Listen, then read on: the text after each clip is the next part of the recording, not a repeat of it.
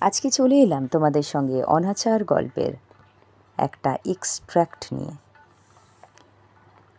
এটি হচ্ছে ঘরের মধ্যে কি বাজ পড়ল, কোন কথা শুনে ঘরের মধ্যে বাজ পড়ল, কেন এই উক্তিটি করা হয়েছে। তোমার কি মনে হয় যে ঘরের মধ্যে সত্যিই বাজ পড়েছিল? এই গল্পে যিনি প্রধান চরিত্র তার সম্বন্ধে লেখো। আলোচ্য অংশে সুভাষ কাকিমার স্বামী মারা যাওয়া সত্ত্বেও সে বিধবার মতো আচরণ করেছে। এই কথাটি শুনে ঘরের মধ্যে বাজ পড়ল। সুভাষ কাকা সিনেমা করে ঘর ছেড়ে মুম্বাই চলে যায়।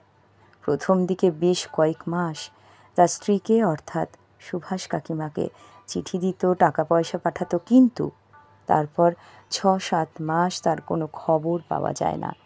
7 মাস পর সুভাষ কাকার মৃত্যু সংবাদের একটা চিঠি আসে, কিন্তু সেই খবরটা সুভাষ কাকিমা গোপন রেখেছিলেন, কারণ সে তার বৃদ্ধ শ্বশুরমশাইকে শেষ বয়সে পুত্রের মৃত্যু সংবাদ দিয়ে আঘাত করতে চায়নি।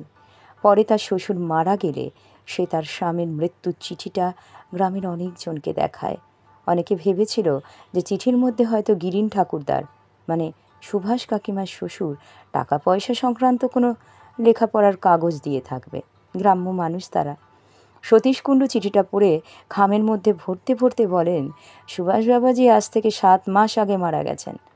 মুম্বাই থেকে তার এক বন্ধু যথাসময়ে জানিয়েছিলেন, কিন্তু বৌমা অর্থাৎ সুভাষ কাকিমা সংবাদটা গোপন রেখেছিল। এই প্রসঙ্গে উক্তিটি। বাজ পড়া একটা চরম দুর্ঘটনা। আমরা দেখি যে যখন বৃষ্টি পড়ে বাজ পড়ছে, বিদ্যুৎ চমকায়। এটি একটি আকস্মিক ঘটনা, যার পরিণতি ভয়ানক মর্মান্তিকও হতে হয়। এর ফলে চরম সর্বনাশও নেমে আসে অনেক ক্ষেত্রে, প্রাকৃতিক বিপর্যয়। এখানে সুভাষ কাকিমা যে তার স্বামীর মৃত্যু সংবাদকে গোপন রেখেছিল তা এতদিন পর প্রকাশ করল, এটা গ্রামের লোকেদের কাছে একটা আকস্মিক চরম দুর্ঘটনা, যেটা বজ্রপাতের সময় বজ্রপাতের মতনই একটি আকস্মিক ঘটনা। চিঠিখানার বক্তব্য বলার সঙ্গে সঙ্গেই বাজ পড়ার একটা অবস্থা এসে যায়। অনাচার গল্পের মুখ্য চরিত্র সুভাষ কাকিমা। সুভাষ কাকিমা কেমন চরিত্রের মানুষ তোমরা কিন্তু খুব ভালোভাবে যদি গল্পটা অনুশীলন করো নিজেরা লিখতে পারবে। একটু তোমাদের সঙ্গে আলোচনা করি। সুভাষ কাকিমা এই গল্পের কেন্দ্রীয় নারী চরিত্র। তার কোনো নাম নেই এখানে, সুভাষ কাকিমা নামেই পরিচিত। সরল সাদাসিধে মহিলা, গ্রাম্যবধূ। সে প্রয়োজনে কঠিন সিদ্ধান্ত নিতে পারে, যেন স্বামীর মৃত্যু সংবাদ সে তার শ্বশুরমশাইকে জানায় না এবং সধবার মতো জীবনযাপন করে, কারণ সে বুঝে যায় যে এই বুড়ো বয়সে তাকে পুত্রের মৃত্যু সংবাদ না দেওয়াই ভালো। সুভাষ কাকিমার এই যে ভক্তি শ্রদ্ধা সেটা অটুট এই গল্পে আমরা দেখতে পাই। অনাচার গল্পটিতে যদিও গল্পটার নাম অনাচার, তবু সত্যি দিক থেকে আমরা দেখতে গেলে সুভাষ কাকিমা এক দয়াবতী মহিলা। তার স্বামী মারা যাওয়ার পর তাদের সংসার অচল হয়ে যায়।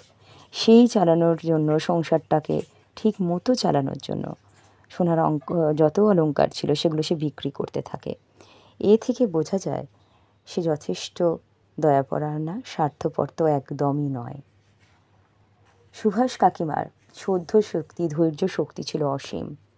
তাকে নিয়ে যখন গোটা গ্রাম তোলপাড়, তখন সে সমস্ত কিছুকে অনায়াসে সামলেও নিতে পারে। তোমরা আরও অনুশীলন করো, আরও অনেক তোমাদের ভাবনা এখানে কাজে লাগবে। আজ এই পর্যন্তই থাকলো। ধন্যবাদ।